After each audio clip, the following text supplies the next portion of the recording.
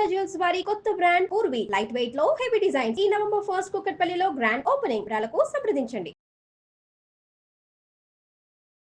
నమస్తే రమ్మ గారు. నమస్తే జయ. ఏదైనా మంచి కథ చెప్తారండి? లక్ష్మీ కటాక్షం కథ చెప్తా. మామూలుగా లక్ష్మి ఎలా వస్తుంది, తానంతట తాను ఎలా వచ్చిందో తెలియకుండా వచ్చేస్తుంది. అవును, పోయేటప్పుడు అలానే వెళ్ళిపోతుంది.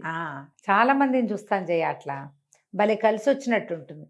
అలాగే కలిసి రాని రోజు కూడా ఒకటి వచ్చేస్తూ ఉంటుంది. అందరూ సర్వనాశనం అయిపోరు, కానీ పోతూ ఉంటుంది. బాగుంటుంది కథ. పూర్వమట ఒక పల్లెటూరులో ఒక పెద్ద లక్ష్మీదేవి దేవాలయం ఉండేదట. లక్ష్మీనారాయణులు, కానీ అమ్మవారికి బాగా భక్తులు ఉండేవాళ్ళు. అయితే ఎక్కడి నుంచో ఒక కుర్రాడు వచ్చి ఈ ఊళ్ళో ఉన్నాడు. వాడికి పాపం అమ్మ నాన్న లేరు, ఎవరు లేరు. ఈ ఆలయాన్ని ఆశ్రయించుకుని ఉండేవాడు. రాఘవుడు వాడి పేరు, రాఘవయ్య అనేవాడు. వాడు గుళ్ళో అన్ని పనులు చేసేవాడు. గుళ్ళోనే తిని గుళ్ళోనే పడుకునేవాడు. అయ్యవారికి అమ్మవారికి, మరి లక్ష్మీదేవి వెంకటేశ్వర స్వామి నారాయణమూర్తి అంటే నైవేద్యాలు నూనెగా నెయ్యి వేసి బ్రహ్మాండంగా చేస్తారు. చక్కగా స్వామివారికి పెట్టిన నివేదనలే తింటూ ఊళ్ళో ఏదైనా వాళ్ళు ఎవరైనా పెద్దవాళ్ళు ఎవరైనా గుళ్ళోకి వస్తే మళ్ళీ వాళ్ళని రెక్కపుచ్చుకొని తీసుకుపోయి ఇంట్లో దగ్గర దిగబెట్టి రావటం, పిల్లలు ఏడుస్తుంటే వాళ్ళని ఆడించటం, ఏదైనా కబురు కాకరకాయ ఉంటే వెళ్ళి చెప్పి రావటం చేసి ఊళ్ళో వాళ్ళందరూ రాఘవయ్యని చక్కగా చూసుకునేవాళ్ళు. తనలో నాలుగులాగా ఉండేవాడు. ఓకే. అసలు గుళ్ళో అయితే అతను లేకుండా ఒక ఉత్సవం అవ్వదు, ఒక పండగ అవ్వదు, ఒక హడావిడి అవ్వదు. చాలా రోజులు జరిగింది. ఒక 27 సంవత్సరాలు వచ్చినాయి. చక్కగా ఎత్తరిగా పుష్టిగా మనిషి నున్నగా కళగా ఉండేవాడు. దేవాలయంలో ఉండటం వల్ల చక్కగా పొద్దున్నే స్నానం చేసి పటివర్ధనాలు తీర్చిదిద్దుకుని చక్కగా పంచ బట్టలు, చక్కగా మరి దేవాలయంలో బట్టలు అంటే ఎలా ఉంటాయి, తెల్లటి పంచ, నడుముకో ఉత్తరీయం, నుదుటికి నామాలు, చెవిలో ఒక తులసి దళం, పరమ లక్షణోపేతంగా ఉండేవాడు. సరే, రోజులు గడుస్తుంటే ఒకనాడు తెల్లవారుజామున లక్ష్మీదేవి కల్లోకి వచ్చిందట. కల్లోకి వచ్చి, నాయన చాలా రోజులుగా సేవిస్తున్నావు నన్ను, నీకు సమయం వచ్చిందిరా, ఇక నేను నీకు పట్టబోతున్నాను, నీకు సిరి పడుతుంది ఇంకా అని చెప్పంగానే రాఘవయ్య అన్నాడు, అమ్మ ఎట్టగొట్టా బతుకుతున్నా, హాయిగా ఉన్నా, నా జీవితం నాకు చాలా హాయిగా ఉంది. తెల్లవారు లేస్తే పూజా పునస్కారం, అభిషేకం, అర్చన, తోమాల సేవ నడుస్తోంది. శుభ్రంగా 3 పూట్ల ప్రసాదం నున్నగా అమరుతోంది. ఊళ్ళో వాళ్ళంతా ఆపేక్షగా ఉంటున్నారు. గుళ్ళో నా జరుగుబాటుకి ఎటువంటి లోపం లేదు. నువ్వు పట్టావద్దు, ఏమీ వద్దు, నన్ను వదిలిపెట్టేయమన్నాడు. అనేసరికి లక్ష్మీదేవి కోపం వచ్చింది. ఎవరెవరా, నేను పడతానంటే కాదంటావేమిట్రా, నువ్వు వద్దన్నా అవునన్నా నీకు సిరి పట్టక తప్పదు, నీకు సమయం ఆసన్నమైంది ఆనంగానే రాఘవయ్య అన్నట్ట, సరేలేవమ్మా, పడితే పట్టేవు, చూస్తాను, నిన్ను ఎట్టా తప్పించుకోవాలో నేను ఆలోచిస్తా, పోయేటప్పుడు మాత్రం ఎట్టపోతావో చెప్పిపోవమ్మా అన్నాడు. ఎప్పుడో ఒకప్పుడు వెళ్ళిపోతావు, నువ్వు వెళ్ళిపోతావు, నన్ను విడిచిపెడతావు, అప్పుడు చెప్పు, విడిచిపెట్టేనాడు ఏం జరుగుతుందో చెప్పు అంటే విడిచిపెట్టేనాడు ఏం జరుగుతుందో చెప్పింది అమ్మ. చెప్పేసింది, చెప్పి వెళ్ళిపోయింది. మర్నాడు తెల్లవారింది. యథావిధిగా రాఘవుడు చెరువులో స్నానం చేశాడు, కోనేట్లో పట్టువర్ధనాలు తీర్చుకున్నాడు, దేవాలయానికి కావాల్సిన వ్యవహారాలు చేస్తున్నాడు. ఈ దేవళం ఉన్న పక్క ఊర్లో ఒక బ్రహ్మాండమైన కోటీశ్వరుడు ఒక ఆయన ఉన్నాడు. ఈ కోటీశ్వరుడు వాళ్ళ దేవాలయంలో ఏవో పూజ చేయించడానికి వచ్చాడు. బ్రాహ్మలు ఎవరైనా కనపడితే ఇవ్వడానికి బట్టలు తెచ్చాడు.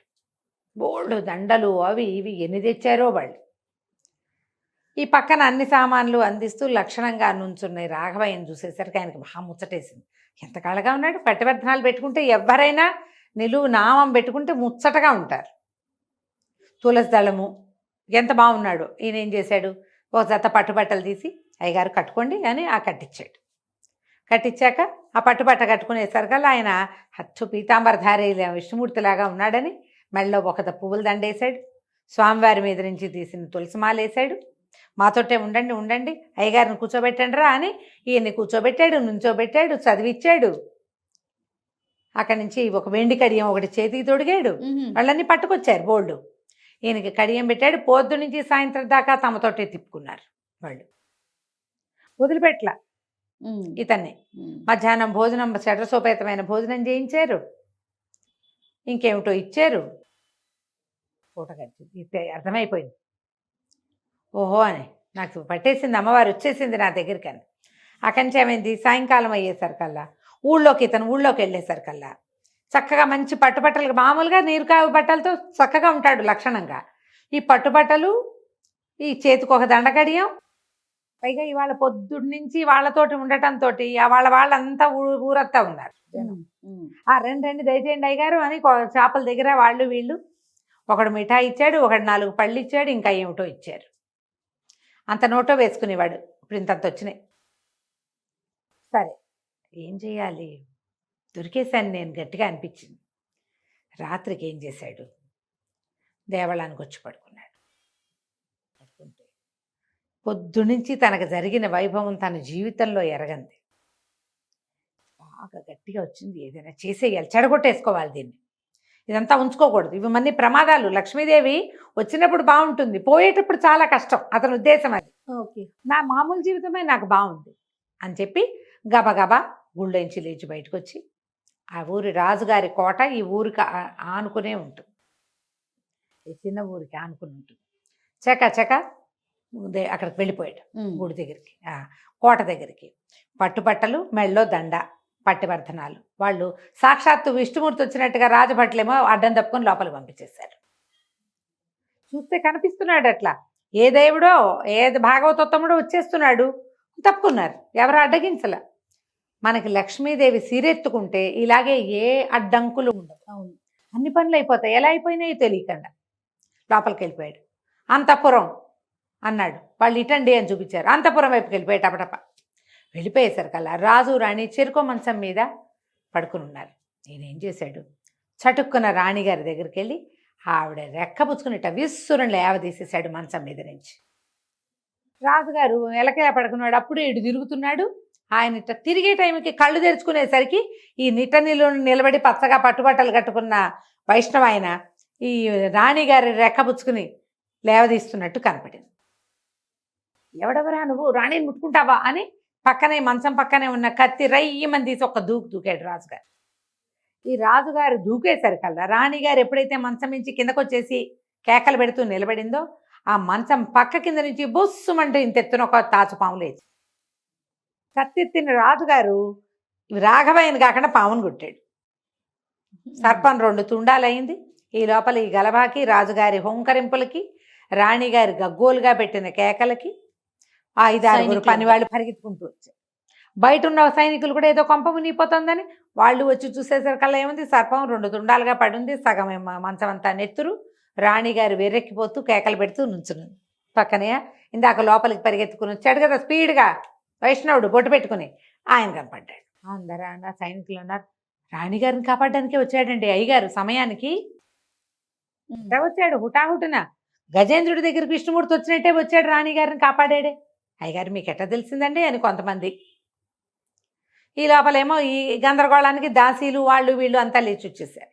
అమ్మో ఎంత గండం తప్పింది, లేకపోతే ఇంత తాచు కాటేస్తే ఏమైనా ఉందా. అది చూస్తే ఇంత పెద్ద పడగొన్న పాము. ఆ పాముని తీసుకెళ్ళారు, ఏదో ఇది చేశారు. రాజుగారు పాదాలు పెట్టుకున్నాడు.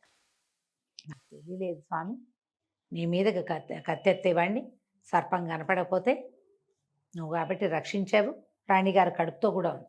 ఓహో, ఇంకేముంది, కాళ్ళు పట్టుకున్నారు. మీరు కోటలోనే ఉండాలి, తెల్లవారు లేచి మీ ముఖం చూడాలనుకుంటున్నాం మేము. బాగుంది. ఏం చేయటం, ఉన్నాడు కోటలోనే.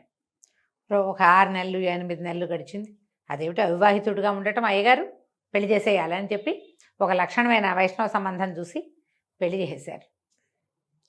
ఏముంది, ఇంకా 4 ఏమో పిల్లలు కూడా పుట్టారు.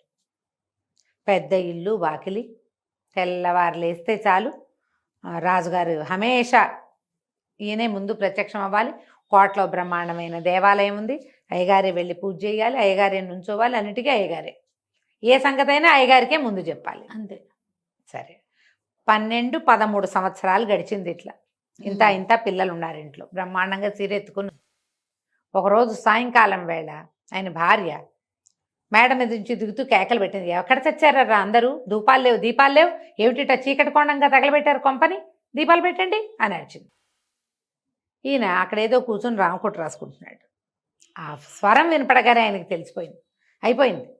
లక్ష్మీదేవి చెప్పిన మాట ఏంటి ఇది, ఎప్పుడైతే నీ భార్య దీపాలు లేవని వెగటైన మాట మాట్లాడుతుందో ఆ రోజే నేను నీ దగ్గర నుంచి వెళ్ళిపోతాను అని. నాకేం భార్య అనిపించింది ఆ రోజు. తర్వాత తెలిసింది భార్య వచ్చింది, పిల్లలు వచ్చారు. వెంటనే ఈయన ఏం చేశాడు, చటుకుని లేచాడు. అమ్మ వెళ్ళిపోయే రోజు వచ్చేసింది అని అర్థం చేసుకుని భార్య దగ్గరికి వెళ్ళాడు. ఏమే, ఈ పెట్టెలో ఏముందో నగ, నాణ్యం, వస్తువు, బంగారం మొత్తం ఉడ్చేసుకో, ఒక్క పిసరుంచద్దు. ఈ పిల్లల నలుగురిని తీసుకుని మీ పుట్టింటికి వెళ్ళిపో, బతుకుంటే మళ్ళీ కలుసుకుందాం, లేకపోతే లేదు. అదేమిటండి అది, నువ్వేం మాట్లాడద్దు, మన పని అయిపోయింది, ఇక్క మొత్తం పట్టుకెళ్ళిపో అన్నాడు. ఆవిడ ఏం చేసింది, తెల్లవారే మొత్తం ఇంట్లో ఉన్న వెండి, బంగారము, విలువైన వస్తువులన్నీ ప్యాక్ చేయించేసుకుంది. 2 ఆడపిల్లలు, 2 మగపిల్లలు ఉన్నారు. 4 పిల్లల్ని తీసుకుని అక్కడికి 150 మైళ్ళ దూరంలో ఉన్నటువంటి పుట్టింటికి 3 బళ్ళల్లో ప్రయాణమై వెళ్ళిపోయింది. ఈయన ఒక్కడే ఉన్నాడు ఇంట్లో. అయిందా? సరే, రాజుగారు వేటకు బయలుదేరుతున్నారు. మామూలుగా ఆయన ఎప్పుడు వేటకు వెళ్ళినా అయ్యగారు ఉండాలి ఆయనతోటి. అయ్యగారు ఉంటేనే మనకు వేట. ఎప్పుడు వేటకు బయలుదేరుతున్నావు రండని కబురు చేశాడు. ఈయన సరే ఒక సంచి పుచ్చుకుని చక్కగా వాళ్ళు గుర్రం పంపిస్తే గుర్రం ఎక్కి రాజుగారితో పాటు వెళ్ళాడు. వేటాడారు. మధ్యాహ్నం అయింది. మధ్యాహ్నం అయ్యేసరికల్లా రాజుగారు తల అదిరిపోతుందండి ఎండకి, ఎక్కడైనా చెట్టు నేడు చూసి పడుకుంటాను కాసేపు అన్నాడు. అటాగేనన్నారు. ఇంకా గుడారాలు అవి వేయల, పని వాళ్ళు గుడారాలు వేసే పనిలో ఉంటే ఈయన అన్నాడు, ఆ ఒళ్ళో తలబెట్టు పడుకోండి మహారాజా అంటే. సరే, అయ్యగారు మన తండ్రితో సమానం, చిన్నవాడే అయినా కూడా అట్లా అలవాటు అయ్యింది. ఏం చేశాడు, రాజుగారు కాళ్ళు చాపుకొని పడుకున్నాడు, అయ్యగారి ఒళ్ళో తలబెట్టుకున్నాడు. తలబెట్టుకుని పడుకుని నిద్రపోయాడు. ఇంతలో ఏమైంది, పైనుంచి చెట్టు మీద నుంచి ఒక పిట్ట కీమని అరుచుకుంటూ వెళ్ళి రెట్టేసింది. అది కరెక్ట్గా రాజుగారి మెడ, ఆయన ఇట్లా పడుకున్నాడుగా, పడి ఈ ఒళ్ళో తలబెట్టుకున్నాడు కదా, ఈ రాఘవయ్యామనుకున్నాడు, మెడ మీద కాకిరెట్ట పడింది, తుడుద్దామనుకున్నాడు. ఏమీ కనపడలే ఆయనకి. కనపడకపోతే రాజుగారికి నడుముకున్న దట్టిలో అంత చొరకత్తి ఉంది. అలాగా కత్తి తీశాడు. ఏముంది, కత్తితో ఇట్లా ఇలా తీస్తే వచ్చేస్తుంది కదా అని చెప్పి ఆ చొరకత్తి తీసి ఇట్లా అనబోయాడు. గుచ్చటం కాదు ఆయన ఉద్దేశం, అలాగా తీద్దామని. తీయాలంటే ఇంకో రకంగా రాదు, ముట్టుకుంటే రోత వాసన వస్తుంది కదా, అందుకని ఇలా అన్నాడు. ఎప్పుడైతే మెడ మీదకి కత్తి ఆనిందో రాజుగారు టక్కిని కళ్ళు తెరిచాడు. తన మెడ మీద చొరకత్తి పెడుతున్న అయ్యగారు కనపడ్డాడు. కేకలు పెట్టాడు, దుర్మార్గుడు, 12 సంవత్సరాల నుంచి వీడిని పోషిస్తుంటే నన్నే చంపడానికి చూశాడు, అరెస్ట్ చేయండి అన్నాడు. నోరు తెరిచి మాట్లాడడానికి ఏ అవకాశము లేదు. మొత్తం సైనికులందరూ ఆశ్చర్యపోయారు. అయ్యగారు ఇంత పని చేస్తాడా, ఎందుకు చేయడు, ఒళ్ళో రాజుగారు ఉన్నాడు, చేతిలో కత్తుంది కనపడుతోందిగా. అక్కడి నుంచి పట్టేశారు, పెడరెక్కలు విరిచి కట్టేశారు, తీసుకుపోయారు. రేపొద్దునే శిక్ష వెయ్యాలంటే శిక్ష వేయడానికి దీంట్లోకి రాజుగారి సభలోకి తీసుకురావాలి. పెడరెక్కలు విడిచికట్టి రాఘవయ్య పంతులు గారిని తీసుకొచ్చి నుంచోబెట్టారు. ఈ నేరం చేశారా అని ప్రశ్నించారు. ఆయన ఇట్లా అన్నాడు. అవును అనగానే రాజుగారు అన్నాడు, ఎలాంటి వాళ్ళకైనా ఆఖరి కోరికలు తీరుస్తాం, ఎలాంటి వాడికైనా. ఇన్నేళ్లుగా ఇంత శ్రద్ధగా సేవించాడు ఈయన, మనతోటే ఉన్నాడు. మీ ఆఖరి కోరిక ఏంటంటే, మా ఇంట్లో ఇనపెట్టెలో ఒక చందుకాయ పెట్టుంది, ఆ చందుకాయ పెట్టి తీసుకురండి. ఆ పెట్టెలో ఉన్న వస్తువు నా యొక్క ఆస్తి, దాని కంటితో చూసి చచ్చిపోతా అనగానే సరే వీళ్ళ ఇంటికి వెళ్ళండి రా అన్నారు. వాళ్ళ ఇంటికి వెళ్తే ఉంది, భార్య ఏది లేదు, ఆవిడ ఎప్పుడో వెళ్ళిపోయింది పిల్లల్ని తీసుకుని. ఏమీ లేవు అక్కడ, పాత ఇనపెట్టుంది ఆ ఇంట్లో. ఇనపెట్టె ఓపెన్ చేశారు, అందులో చిన్న సందుకాయ పెట్టు. ఆ పెట్టె తీసుకొచ్చారు. పెట్టె తీసుకొస్తే పెట్టె ఓపెన్ చేస్తే అందులో ఏమున్నాయి, ఒక జత నీరు కావి బట్టలు, ఆయనది ఒక ముక్కు పొడులు లాంటిది, ఏదో డబ్బా లాంటిది చిన్నది. ఇవేమిటండి అన్నాడు. ఇదే నాయన నా జీవితం దీంతోటే ఉండేది. ఈ బట్టలతో ఉన్నన్నాళ్ళు నేను హాయిగానే ఉన్నాను. లక్ష్మీదేవి వరించి ఈ బట్టలు నా నుంచి తీసేసి ఇవేమిటో కట్టపెట్టింది, అక్కడి నుంచి నా జీవితం ఇలా అయిపోయింది అనగానే రాజు పాపం బాధేసింది. ఏం చేస్తారండి అన్నాడు. మీరు వదిలేస్తే నా బట్టలతో నేను వెళ్ళిపోతాను, నాకేం అక్కర్లేదు అన్నాడు. రాజుగారు సరే ఇది ఒక ప్రథమ తప్పిదంగా భావించి వెళ్ళిపోండి. ఆయన తన నీరు కావి బట్టలు జతని సంకలో పెట్టుకుని నమస్కారం అని చెప్పి వెళ్ళిపోయాడు. ఇక భార్య లేదు, పిల్లలు లేదు. మళ్ళీ వెళ్ళిపోయి ఏ దేవాలయాన్నో, ఎందుకంటే భార్య పిల్లలు ఈయన సంపద తెలుసు వాళ్ళకి. అవును, ఈ అన్నీ పోగొట్టుకున్న మనిషితోటి వాళ్ళు ఏముంటారు, ఉండరు. వాళ్ళ దారిన వాళ్ళు ఉంటే హాయిగా ఉంటారు. ఆయన దారిన ఆయన వెళ్ళిపోయాడు. లక్ష్మీదేవి వస్తే ఇలా వస్తుంది, పోతే అలా వెళ్ళిపోతుంది. అంతే. కథ కంచికి మన ఇంటికి. చాలా బాగుంది రమ్య గారు. నమస్తే. నమస్తే జయ.